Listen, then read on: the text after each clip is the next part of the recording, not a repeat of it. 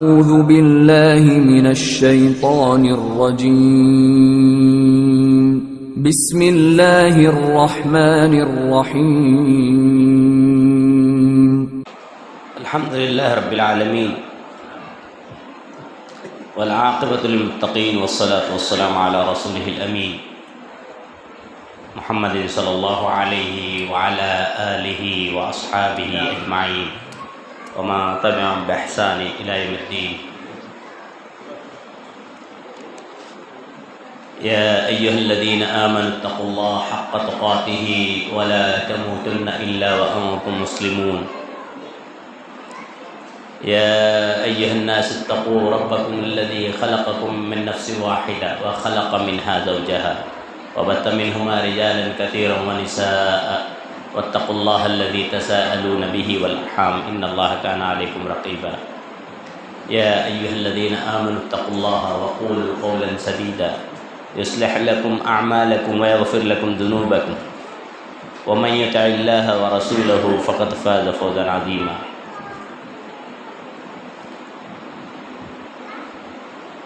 وقال الله تبارك وتعالى أعوذ بالله من الشيطان الرجيم من همزه ونفخه ونفسه بسم الله الرحمن الرحيم خذ من أموالهم صدقة تطهرهم وتزكيهم. وقال تعالى بسم الله الرحمن الرحيم الذين يكنزون الذهب والفضة ولا ينفقونها في سبيل الله فبشرهم بعذاب أليم يوم يحمى عليها في نار جهنم فتكوى بها جباههم وجنوبهم وظهورهم هذا ما كنزتم لأنفسكم فذوقوا ما كنتم تكنزون. وجاء في الحديث عن عبد الله بن عمر رضي الله عنهما قال قال رسول الله صلى الله عليه وسلم بني الإسلام على 5 شهادة أن لا إله إلا الله وأن محمدًا عبده ورسوله إقام الصلاة وإيتاء الزكاة وصوم رمضان والحج من استطاع إليه سبيلا. محترم حضرات، آج درس کا عنوان زکوٰۃ اور عید الفطر کے احکام و مسائل.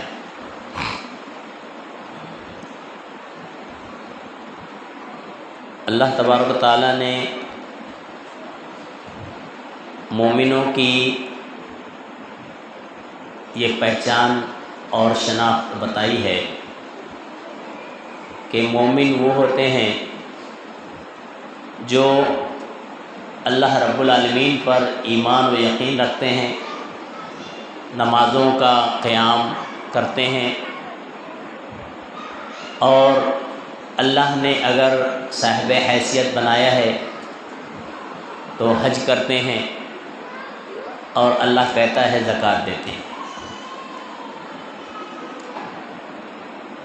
حمد و صلوات کے بعد جو میں نے آیتیں پڑھی ہیں، اس میں زکوٰۃ کی اہمیت اور نہ دینے کی خطرناکی ظاہر ہے. سورہ توبہ 103 آیت نمبر اللہ کہتا ہے خذ من اموالہم صدقہ تطہرہم وتزکیہم، کہ اللہ کے نبی صلی اللہ علیہ وسلم آپ ان سے ان کے مالوں کی زکوٰۃ لیجئے، وہ ان کے مالوں کو پاک کرے گی اور ان کے نفسوں کو جو ہے پاکیزہ کرے گی، تزکیہ نفس کرے گی. سورہ توبہ آیت نمبر 34 میں اللہ رب العالمین نے ارشاد فرمایا الذین یکنزون الذهب والفضة ولا ينفقونها فی سبیل اللہ، کہ جو لوگ جو اللہ نے جو دیا ہے، نعمتیں دی ہے، اس کو جمع کر کے رکھتے ہیں، خزانہ کرتے ہیں، ولا ينفقونها فی سبیل اللہ، اور اس کو اللہ کے راستے میں خرچ نہیں کرتے ہیں، فبشرہم بعذاب علیم، اللہ کہتا ہے ایسے لوگوں کو دردناک عذاب کی خوشخبری سنا دیں. یعنی مال جمع کرنا اور صرف جمع ہی کرنا، اس میں اللہ کا اور بندوں کا حق نہ نکالنا، یہ اپنے آپ کو دردناک عذاب کے عذاب سے دوچار کرنے کے جیسا ہے۔ پھر اللہ نے عذاب کی کیفیت بھی اس آیت میں بیان فرمائی، یوم یحمى علیہ فی نار جہنم، کہ ان کو قیامت کے دن جہنم میں تپایا جائے گا، جلایا جائے گا، اور ان کی پیٹھوں کو جو ہے، ان کے چہروں کو یعنی پیشانیوں کو اللہ رب العالمین اس سے جو ہے داغے گا، اور کہا جائے گا ھذا ما کنزتم، یہ وہ ہے، یہ عذاب وہ ہے جو تم لوگ جمع کر کر کے رکھتے تھے، فذوقوا ما کنتم تکنزون، اللہ کہتا ہے کہ اب تم لوگ چکھو جو تم لوگ جمع کر کے رکھتے تھے۔ ان دونوں آیتوں سے صاف ظاہر ہے کہ زکوٰۃ اگر اللہ نے کسی بندے کو صاحب نصاب بنایا ہو تو اس کو نکالنا اس کی ذمہ داری ہے۔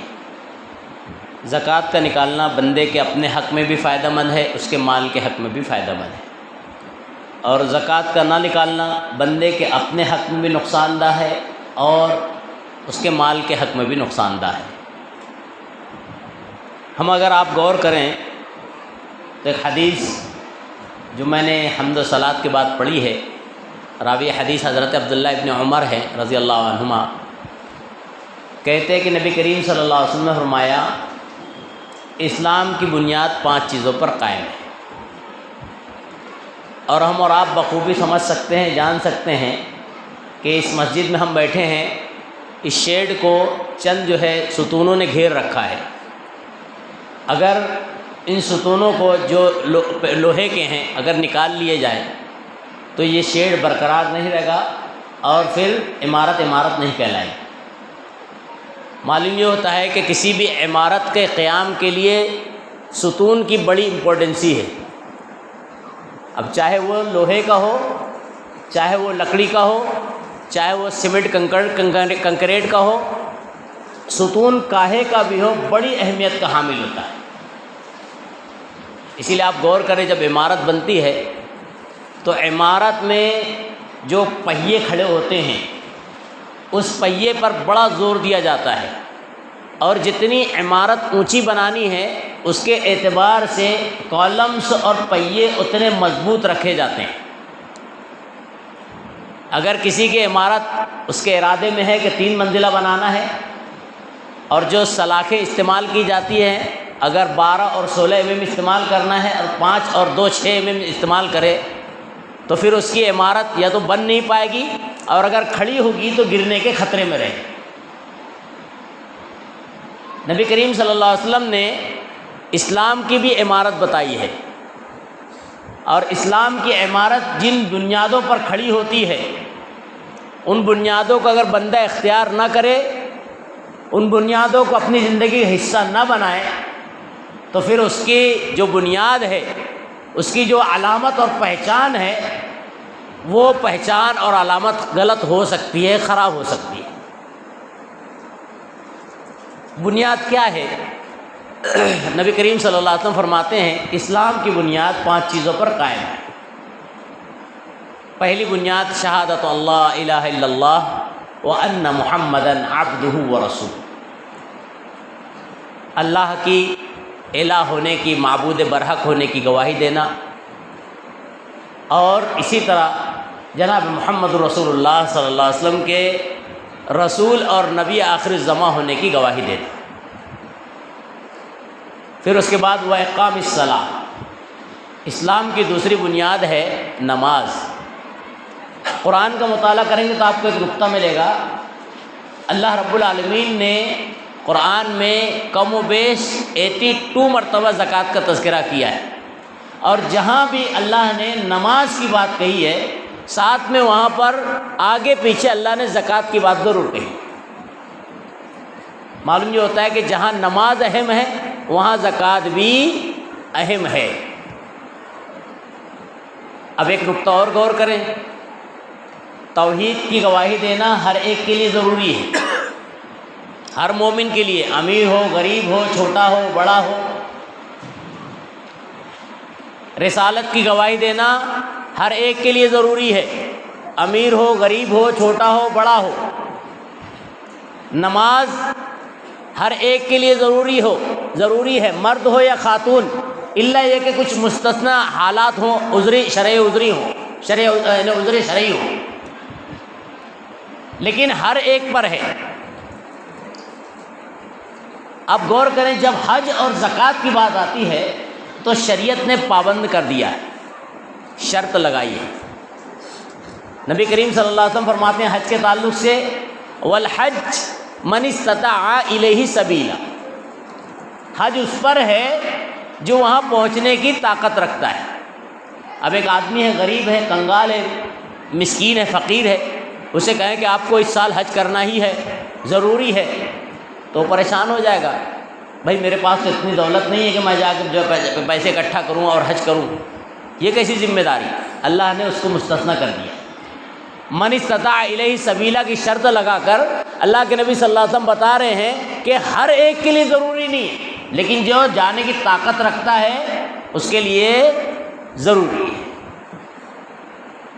ایسے ہی زکوٰۃ کا معاملہ ہے، زکوٰۃ ہر ایک کے لیے نہیں ہے، لیکن اگر اللہ رب العالمین نے کسی کو صاحب مال بنایا ہے، دولت و ثروت عطا فرمایا ہے، تو اس کے لیے ضروری ہے کہ اللہ کا حق اپنے مال میں سے نکالے۔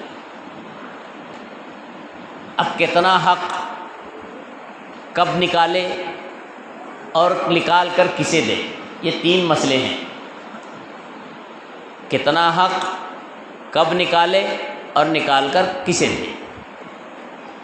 کتنا حق ہے اللہ کا، جناب محمد رسول اللہ صلی اللہ علیہ وسلم نے شریعت میں وضاحت اور اشارہ کر دیا ہے کہ اگر کوئی بندہ اتنا صاحب حیثیت ہے، اتنا مالدار ہے، اللہ نے اسے اتنا نوازا ہے کہ اس کی قیمت، اس کا جو ہے مال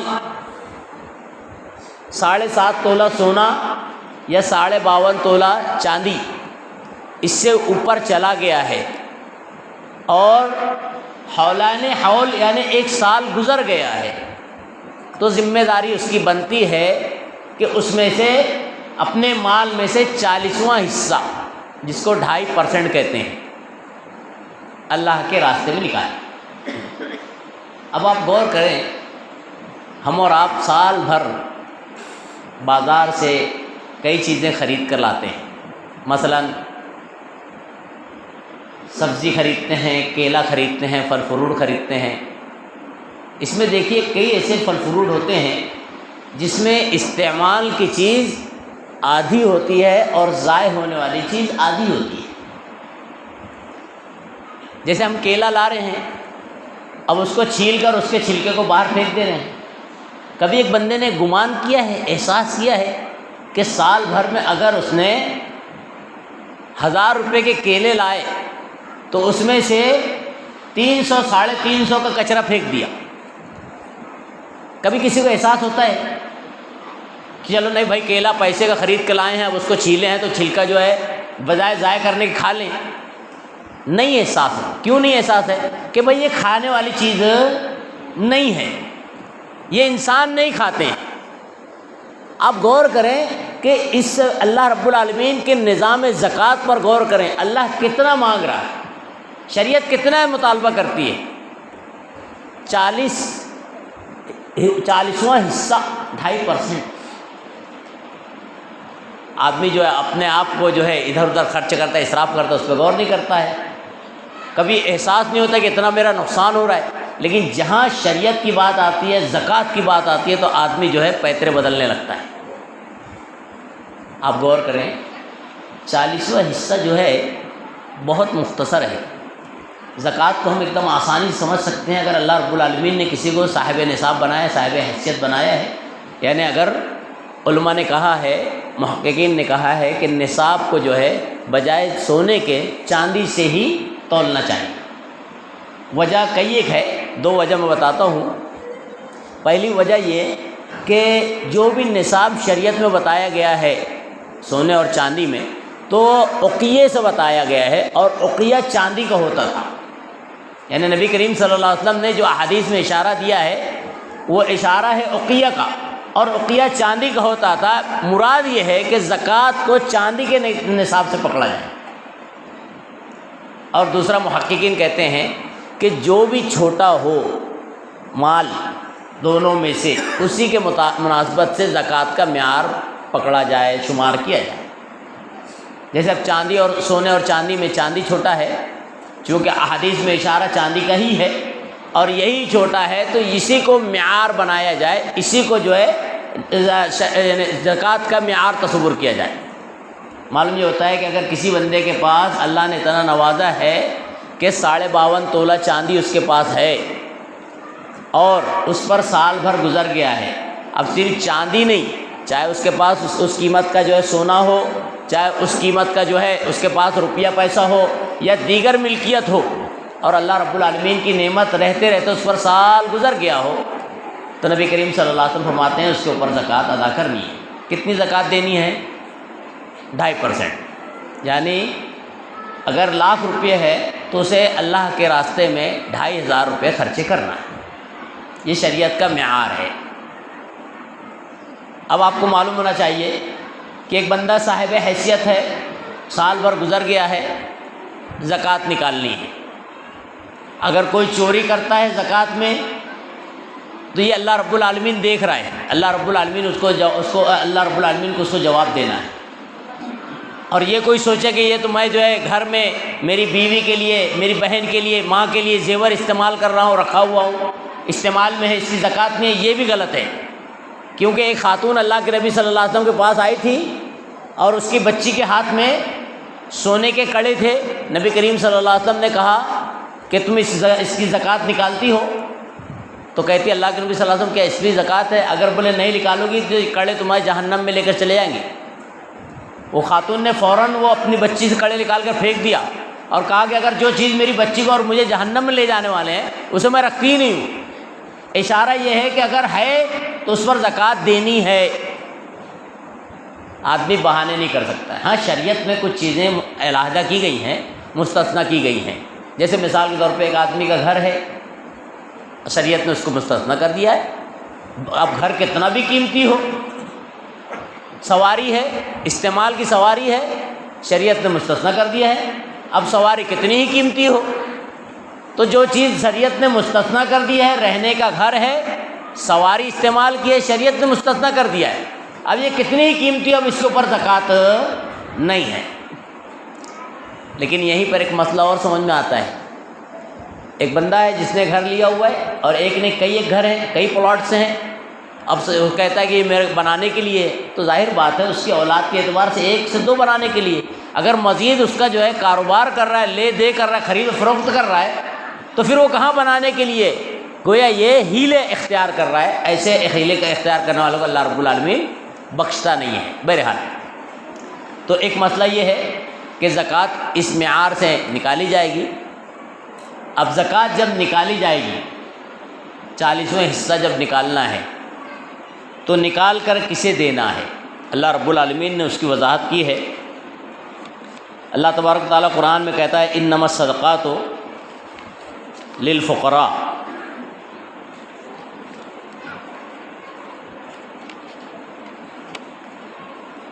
کنہیں دیے جائیں گے زکوٰۃ؟ اللہ نے اس کی وضاحت کی ہے۔ اللہ نے کہا ہے پہلے فقیر یعنی محتاج، اور اس کے تعلق سے آپ کو معلوم ہونا چاہیے محتاج میں اگر رشتہ دار کوئی ہے تو اجر و ثواب کا بندہ زیادہ مستحق ہوگا اگر اس رشتہ دار کو دے دے، اور اگر کوئی قریبی رشتہ دار نہیں ہے، دیگر کوئی محتاج مسلمان نظر آتا ہے، اس کو بھی زکوٰۃ دی جا سکتی ہے۔ البتہ جو پیشہ ور لوگ ہیں ان کو زکوٰۃ دینے سے احتیاط کرنا چاہیے۔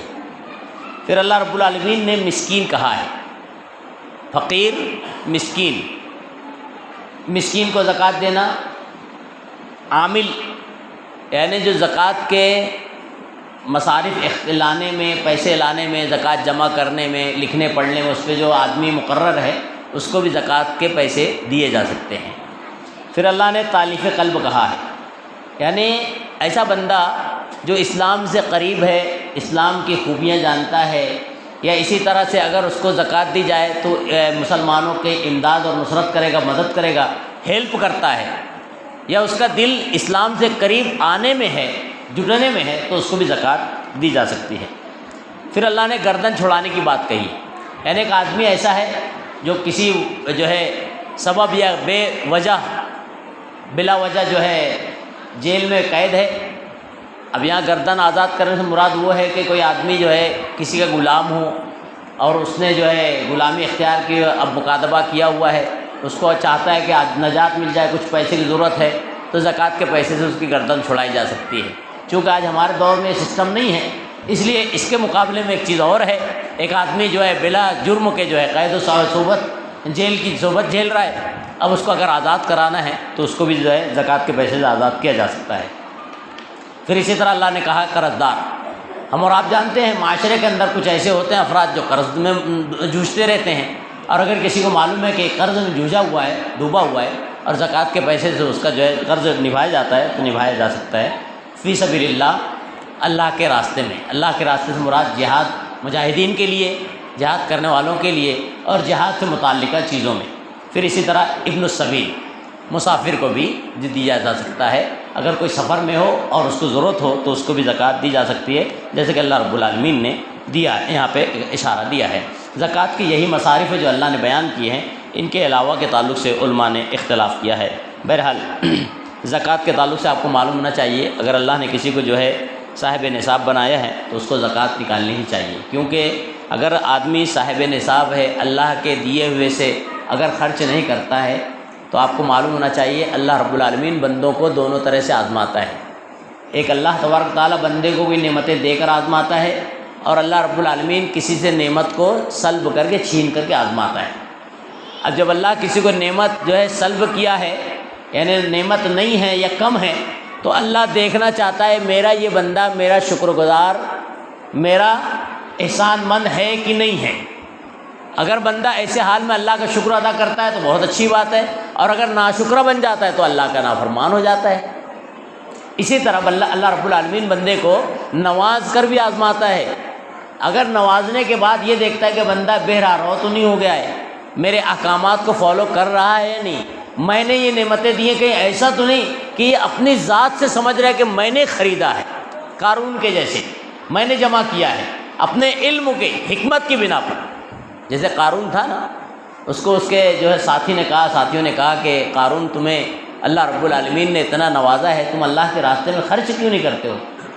تو قارون نے کہا تھا انما اوتیتہ، مجھے ملا ہے کہ میرے علم کی وجہ سے، یعنی اس نے اللہ کی مشیت، اللہ کی حکمت کو فراموش کر دیا، اللہ کی قدرت کو بھول کر بات کیا کہ بھائی مجھے اپنے علم سے ملا ہے. اللہ رب العالمین نے اس کو تباہ کر دیا. تو بندے کو اگر گرچہ اس نے اپنی حکمت اختیار کی، لیکن حکمت بھی اللہ کی طرف سے ہی ملی ہے، گویا جتنی بھی نوازشیں ہیں اللہ کی طرف سے ہے، اللہ کا حق ادا کرنا چاہیے. اس میں پھر یہ کہ میرے علم کی وجہ سے، میرے حکمت کی وجہ سے یا مجھے ایسا ملا ہے، یہ نہیں کرنا چاہیے. دوسری بات کہ اگر بندے کو اللہ نے دیا ہے اور اگر نہ اس میں سے نہ خرچ کرے تو نقصان کیا ہو جاتا ہے. ایک مشہور روایت آپ نے جانا ہوگا، سنی ہوگی آپ نے، کہ 3 لوگوں کو اللہ رب العالمین آزمانا چاہتا تھا. ایک اس میں جو کوڑی تھا، ایک اندھا تھا، نابینا تھا، ایسے ہی تیسرا بھی ایک شخص تھا. اللہ رب العالمین نے تینوں کو آزمانا چاہا، فرشتہ بھیجا، اور بھیجنے کے بعد جس کے پاس جو یعنی جرس کی بیماری تھی، جذام کی، اس کے پاس فرشتہ بھیجا، اور اس سے اللہ رب العالمین نے کہلوایا اس فرشتے سے، بتا تجھے کیا چاہیے، کوئی نعمت چاہیے؟ تو بولے ہاں، سب سے پہلے تو میری آفت دور ہونی چاہیے. آفت دور ہو گئی. پھر اس کے بعد جو ہے اللہ رب العالمین کا فرشتہ کہتا ہے بتا اور تمہیں کیا چاہیے. بہرحال پھر اس نے جو ہے کہا کہ مجھے اور کچھ نعمت ملے. تو روایت میں آتا ہے ایک کو جو ہے گائے، ایک کو جو ہے بکری، اور ایک کو اونٹ. ایسا اللہ رب العالمین نے تینوں کو الگ الگ فرشتے نے دعا کی اور نواز دی. اب اس کے بعد چند سالوں بعد اللہ نے اسی فرشتوں کو ان تینوں کے پاس بھیجا، اور تینوں میں سے تینوں کو الگ الگ نعمتیں ملی تھیں. فرشتہ آیا اور اس نے کہا کہ مجھے ایک اونٹ سواری کے لیے چاہیے، بچہ دے دو سواری کے لیے. اب اس نے کہنے لگا نہیں، یہ تو اونٹ جو ہے میری ملکیت کم ہو جائے گی، نتیجہ کیا ہوگا، نقصان ہوگا وغیرہ وغیرہ. اس نے انکار کر دیا. پھر اس کے بعد اسی طرح جو دوسرے جانور کے پاس آیا جس کو اللہ نے عطا کیا تھا، اس سے بھی مطالبہ کیا، اس نے کہا نہیں. پھر اس کے بعد جو تیسرا جانور جس کے پاس بکری جس نے عطا دی گئی تھی، جیسے بکری، وہ ایک ریوڑ کی شکل میں تھی. آ کر فرشتہ کہتا ہے انسانی شکل میں کہ میں مسافر ہوں، ایک بکری دے دو، سفر کرنا ہے مجھے. ظاہر بات ہے آدمی اگر غور کرے کہ مسافر بکری پہ کیسے سفر کرے گا، سفر کے کام آتی ہے؟ نہیں آتی ہے. لیکن بہرحال اس شخص نے کہا کہ ٹھیک ہے یہ پورا اللہ کی نعمت ہے، میرے پاس کچھ نہیں تھا، جو تمہیں لگتا ہے لے کے جاؤ. فرشتہ تھا اللہ کا، انسانی شکل میں تھا، اس نے اور مزید دعا کی، اللہ رب العالمین نے اس کے ریوڑ میں مزید اضافہ کر دیا. اور ان دونوں نے جنہوں نے عذر و معذرت کی تھی پہلے، اللہ کے فرشتے نے ان کے لیے بد دعا کی، پھر وہ دھیرے دھیرے واپس اپنی جگہ پر آ گئے. اشارہ ملتا ہے کہ اگر اللہ نے کسی کو نعمت سے نوازا ہے تو اللہ کا حق جو اللہ نے بتایا ہے اس کو دینا چاہیے، ورنہ اللہ رب العالمین کا عذاب آ جائے گا. اور اگر دنیا میں اگر عذاب کسی کو نہ بھی گرفت کر سکے، پکڑ سکے، تو قیامت کے دن تو طے ہے. نبی کریم صلی اللہ علیہ وسلم کہتے ہیں جو لوگ زکوٰۃ نہیں دیتے تھے اپنے مالوں کی، قیامت کے دن ایک سانپ، گنجا سانپ جو ہے اس کے جو ہے گلے میں توک لگا کے بیٹھے گا، جبڑوں کو پکڑا ہوا رہے گا اور کہے گا میں تیرا وہ مال ہوں تو جو جمع کر کے رکھتا تھا اور اللہ کے راستے میں خرچ نہیں کرتا تھا. معلوم یہ ہوتا ہے کہ اگر اللہ نے کسی کو صاحب نصاب بنایا ہے تو اسے زکوٰۃ دینا چاہیے، خاص طور سے جب حولان حول گزر چکا ہے. اسی طرح جو ہے یہ زکوٰۃ کے تعلق سے میں نے مختصر معلومات رکھی ہے، اور چونکہ طبیعت جو ہے ناساز ہے اس لیے میں اشارتاً کچھ باتیں بتاتا ہوں جو عید الفطر کے احکام مسائل سے متعلق ہیں. آپ کو معلوم نہ چاہیے اللہ رب العالمین نے قرآن میں سورہ بقرہ میں آیت نمبر 185 میں وَلِتُكْمِلُوا الْعِدَّةَ وَلِتُكَبِّرُوا اللَّهَ عَلَىٰ مَا هَدَاكُمْ کہا ہے کہ عدت یعنی جو رمضان کے دن ہیں اس کو پورے کریں. اب اللہ رب العالمین اگر 29 کا چاند دکھاتا تو 29 روزے ہو جائیں گے، اور اگر اللہ 30 کا چاند دکھاتا تو 30 روزے مکمل کرنے کے بعد پھر وَلِتُكَبِّرُوا اللَّهَ اللہ کی تکبیر بیان کریں. اس میں اشارہ تھا کہ اللہ رب العالمین نے جو گنتی کے دن بتائے ہیں، اگر وہ گنتی کے دن میں آدمی اگر کچھ کوتاہی کر بیٹھے تو اس میں اگر غلطی ہو جائے، روزہ رکھا ہے جو شریعت میں ممانعت ہے اس ممانعت میں سے کسی ممانعت کو اختیار کر لے، تو نبی کریم صلی اللہ علیہ وسلم نے کہا ہے اس کے یعنی اس کوتاہی کو جو روزے کے درمیان ہوئی ہے اللہ رب العالمین نے اس کوتاہی کو دور کرنے کا ایک ذریعہ بتایا ہے، وہ یہ ہے کہ وہ صدقۃ الفطر نکال دیں. صدقۃ الفطر کے تعلق سے آپ کو معلوم ہونا چاہیے صدقۃ الفطر ہر بندے کی طرف سے دیا جاتا ہے اور دینا چاہیے. جیسے مثال کے طور پہ ایک چھوٹا بچہ ہے جو آج ہی میں پیدا ہوا ہے اور بندے کو آج صدقۃ الفطر نکالنا ہے تو اس جو ہے نونہال کے لیے بھی صدقۃ الفطر نکالا جائے گا. اس میں کسی عمر کی قید نہیں ہے، ہر ایک کے لیے ہے. گھر کے جتنے فرد ہیں ہر فرد کی طرف سے صدقۃ الفطر نکالا جائے گا. کتنا نکالا جائے گا ایک بندے کی طرف سے آپ کو معلوم ہونا چاہیے. نبی کریم صلی اللہ علیہ وسلم کے حدیث سے اشارہ ملتا ہے کہ تقریباً جو ہے 2.5 کلو اور کچھ اوپر کے تعلق سے محققین مفسرین اور جو ہے علماء کہتے ہیں کہ ایک مٹھی اوپر بڑھا کر دے ہوئے، کیونکہ 2.5 کلو سے اوپر ہوتا ہے، 3.25 کلو سے کم ہوتا ہے، گویا 2.5 کلو سے کچھ اوپر دینا ہے ایک فرد کی طرف سے. اب کب دینا ہے، کب دینے کے تعلق سے آپ کو معلوم ہونا چاہیے. اگر کوئی ایسا نظام بنا ہوا ہے معاشرے میں جو سب لوگ صدقۃ الفطر جمع کر رہے ہیں تو وہاں پر 1 سے 2 دن پہلے لے جا کے جمع کیا جا سکتا ہے. اگر ایسا کوئی نظام نہیں ہے یا وہاں نہیں دینا چاہتا ہے، اپنے کسی تعلقات میں دینا چاہتا ہے، جو ہے اپنے جو ہے پہچانات میں دینا چاہتا ہے، تو اسے چاہیے کہ اس کے لیے بہتر ہے کہ نماز عید الفطر ادا کرنے سے پہلے جب گھر سے نکلے تو پہلے صدقۃ الفطر ادا کر دے. اس میں اللہ کے نبی صلی اللہ علیہ وسلم نے حکمت بیان کی ہے کہ جو غریب فقیر اور محتاج ہے وہ بھی خوش ہو جاوے کہ ہاں بھائی اب میرے پاس کھانے کا جو ہے انتظام ہے، اب میں بھی اللہ کا شکر ادا کرنے عیدگاہ نماز پڑھنے جاتا یا جاتی ہوں. بہرحال یہ شریعت کا طریقہ کار ہے. عید الفطر کا فطرانہ اس طرح سے نکالا اور رکھا جائے گا اور دیا جائے گا. عید الفطر کے تعلق سے آپ کو معلوم ہونا چاہیے کہ نبی صلی اللہ علیہ وسلم نے کہا ہے فمن اداہا قبل الصلاۃ، جو جس نے اس کو اذان نماز سے پہلے ادا کیا تو اس کا فطرانہ مانا جائے گا، اور جو اس کو نماز کے بعد ادا کرے گا تو اس کا فطرانہ نہیں ہوگا بلکہ وہ عام صدقہ ہو جائے گا. اس لیے کوشش کرنا چاہیے کہ چاند دکھنے کے بعد سے، علماء کہتے ہیں چاند دکھنے کے بعد سے گنجائش آدمی اگر دینا چاہے تو دے سکتا ہے. البتہ بہتر افضل یہی ہے کہ جو ہے نماز عید کی ادائیگی سے پہلے اسے دینا چاہیے. اور بھی کچھ احکام مسائل اس کے رہ جاتے ہیں، انشاءاللہ موقع سے رکھے جائیں گے. اللہ رب العالمین سے دعا ہے الہ العالمین ہمیں جو ہے اللہ رب العالمین کے فرامین کو اختیار کرنے والا بناوے. اگر اللہ نے ہم میں سے جس کو صاحب نصاب بنایا ہے اللہ رب العالمین اس کو زکوٰۃ کی نکالنے کی توفیق عطا فرماوے. اللہ رب العالمین جو ہے ہم میں جس کو جو ہے صاحب حیثیت بنایا ہے، زکوٰۃ کا مستحق جو ہے صاحب نہیں ہے تو اللہ اسے جو ہے صدقہ و خیرات کرنے کی توفیق عطا فرما دے.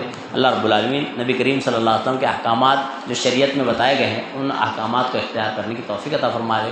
اور اللہ رب العالمین ہمیں برائیوں سے کوتاہیوں سے اور جو ہے غلط راہ سے بچنے کی اور مجھے اور آپ کو ہر مومن اور مومنہ کو توفیق عطا فرما دے. آمین. السلام علیکم ورحمۃ اللہ وبرکاتہ. اس تعلق سے اگر کسی کو کوئی سوال ہو تو سوال پوچھ سکتا ہے، انشاءاللہ اس کی رہنمائی کی جائے. زکوٰۃ کے تعلق سے ہو یا تو عید الفطر کے احکام مسائل کے تعلق سے ہو. جی چاند دکھنے سے جی چاند دکھنے سے پہلے دیا جا سکتا ہے. اگر صدقۃ الفطر جو ہے کہیں ایسا نظام ہے کہ یہاں پہ کوئی آدمی طے ہے اور اس آدمی کے ذریعے سے صدقۃ الفطر بانٹا جا رہا ہے، مستحق کے پاس پہنچ رہا ہے، تو آپ 1 سے 2 روز پہلے اس کو دے سکتے ہیں، کوئی حرج نہیں ہے. اگر ڈائریکٹ دینا ہے تو بہتر یہ ہے کہ آپ جو ہے نماز سے پہلے دیں، لیکن گنجائش یہ ہے کہ اگر آپ چاند دیکھنے کے بعد دیتے ہیں تو کوئی حرج نہیں ہے، گنجائش ہے. البتہ بہتر اور افضل یہی ہے کہ نماز عید الفطر کی ادائیگی سے پہلے دیا جائے.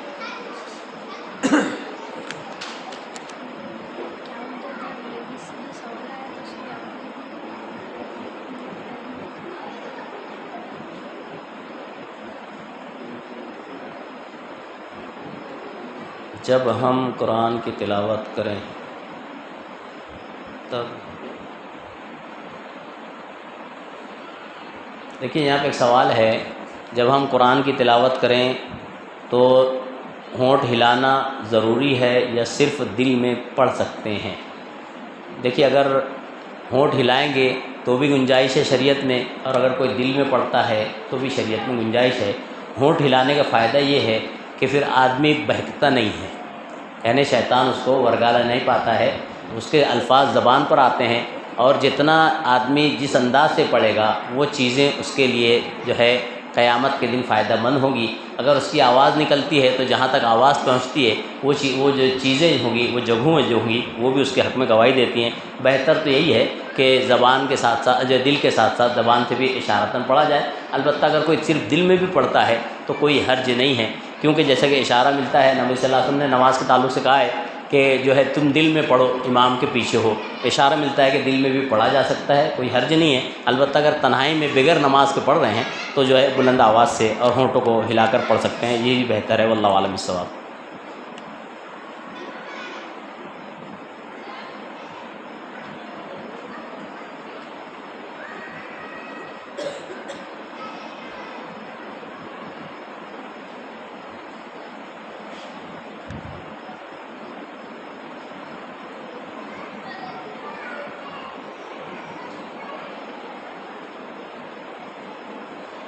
اس میں ایک سوال ہے، اللہ کے نام میں سے الرافع جو نام ہے، جب ہم کسی کا نام رکھتے ہیں تو عبد الرافع یا عبد الرافع کون سا صحیح ہے؟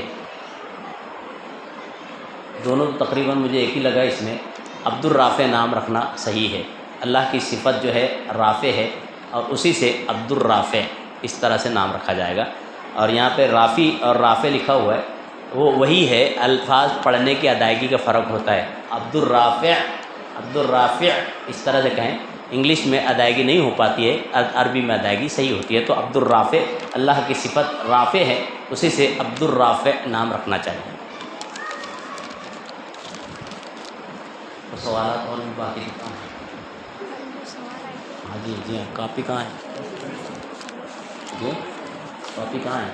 کل کے سوالات کی کاپی کسی کے پاس اگر ہے تو، باقی رہ گئے تھے سوالات.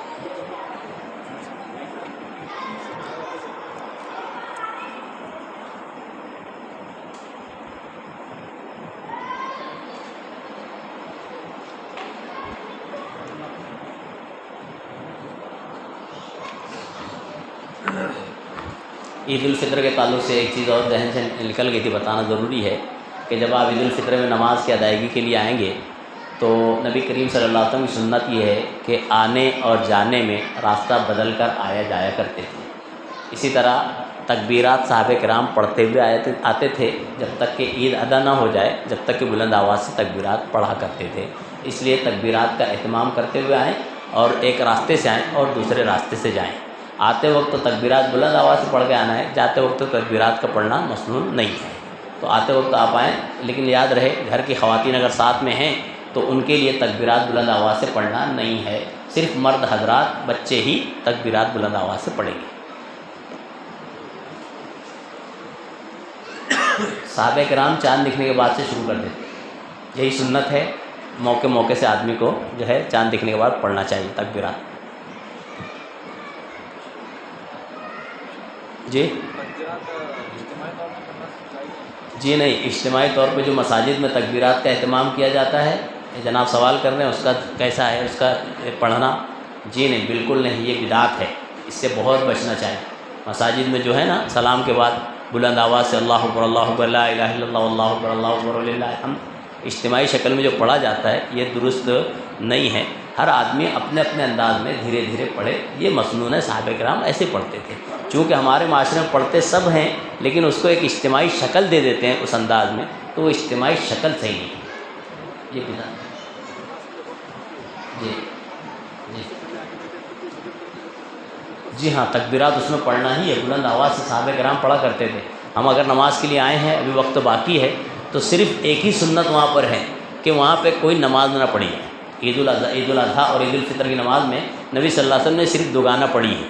آپ آئیں، اگر وقت باقی ہے تو کثرت سے تکبیرات ذکر اذکار کرتے رہیں. اللہ اکبر لا الہ الا اللہ اللہ اکبر وللہ الحمد اللہ اکبر کبیرہ والحمد للہ کثیرہ وسبحان اللہ بکرۃ واصیلا اللہ اکبر لا الہ الا اللہ اکبر وللہ الحمد.